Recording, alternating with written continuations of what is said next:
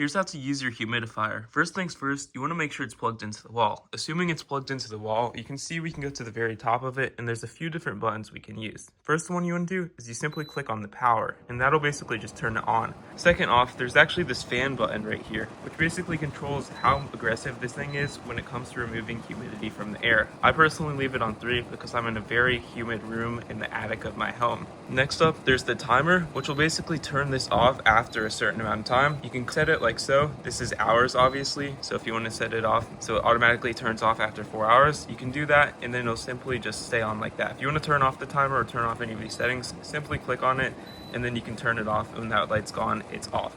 Next up, there's the custom setting. You can choose how much humidity you want in your room. Now, a good rule of thumb is about 45%, but if it's a little musty, you could even be more aggressive and set it down to 40. And you just want to leave this on once again. Or you can obviously put it on comfort mode, which basically is a default 45%, and it'll basically just stay on until the room is at its custom point to keep it around a steady 45%. This helps prevent mold, but one thing to note is you simply want to take out the water once in a while. You can see there's this line, and basically all you need to do is you pull the water out of it like so.